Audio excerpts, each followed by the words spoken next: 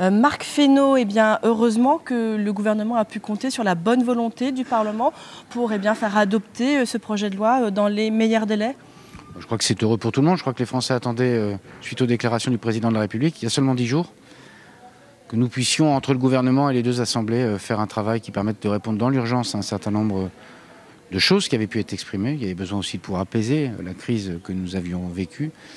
Et moi, je suis très heureux du travail qui a été fait entre le gouvernement et les assemblées, puis entre les assemblées elles-mêmes, puisque les deux commissions des affaires sociales ont pu dialoguer de façon fructueuse pour faire en sorte que nous puissions aboutir dans les meilleurs délais, en respectant quand même le temps du Parlement. Alors c'est vrai qu'on est dans du temps extrêmement rapide. C'est un projet de loi qui ne compte que 3 articles, enfin 4 avec celui 4 avec la prime d'activité. Mais la prime d'activité, c'est un rapport. Donc 3 réellement.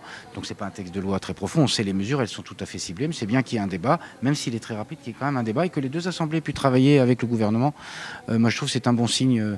Et c'est un bon signal qui est adressé aux Français, au fond. Oui, un signal pour les Français, alors qu'on critique tellement souvent la lenteur du Parlement. Certains qui parlent de son manque d'efficacité.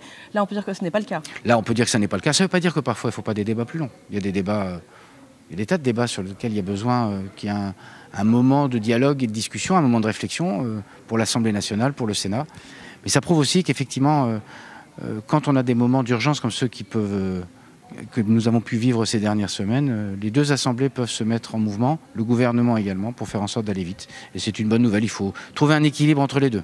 Vous avez pu entendre dans l'hémicycle notamment la majorité sénatoriale qui a jugé qu'elle avait largement alerté, par exemple sur la question de la CSG, sur la question du gel des taxes sur les carburants. Est-ce qu'il n'est pas temps d'accorder plus d'attention aux travaux du Sénat, même si ce n'est pas la majorité présidentielle? Mais en tout cas, c'est ma volonté, c'est la volonté du gouvernement. Il y a sans doute des choses que nous pouvons améliorer les uns et les autres pour faire en sorte que ce travail soit plus fluide d'abord.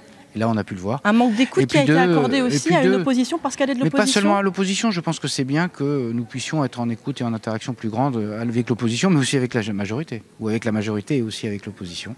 C'est naturel en démocratie qu'on puisse écouter. Finalement, nous sommes tous, j'étais un député, et ils sont tous, les députés et les sénateurs, des représentants des citoyens ou des territoires, ou des deux d'ailleurs.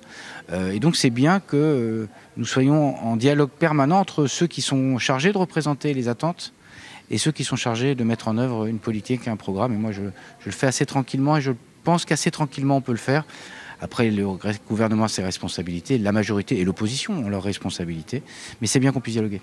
Quelles leçons vous tirez plus globalement de toute cette séquence sur les gilets jaunes qui est en train de s'achever, mais sur la façon dont l'exécutif a fonctionné ces dernières semaines et peut-être sur la nécessité de réellement renouer avec le terrain? Ce n'est pas l'exécutif en tant que tel. Je pense que cette crise, elle est... D'abord, tout le monde a reconnu, en tout cas ceux qui étaient de bonne foi, qu'elle vient de loin, que ce n'est pas une crise de 18 mois, ce n'est pas une crise de cet exécutif. Mais il y a eu plusieurs petits détonateurs sur ces dernières semaines aussi. Ces dernières semaines, on est dans une crise, et quand une crise se noue, vous savez, c'est toujours très compliqué de l'analyser à chaud, et même encore un peu chaud. On verra, les analystes feront des analyses, et puis nous allons avancer, essayer de travailler. Je pense que c'est ça le plus important. Cette crise-là, elle questionne ce qu'est notre démocratie et la même façon de fonctionner. Au fond, c'est ça qu'il faut qu'on regarde, et qu'on regarde tous, pas majorité ou opposition, c'est majorité et opposition. Il faut que l'ensemble des responsables politiques, en tout cas ceux qui aspirent à gouverner, regardent avec lucidité ce que ça évoque de la relation des citoyens à la démocratie et la relation des citoyens aux réformes, la façon de conduire les réformes.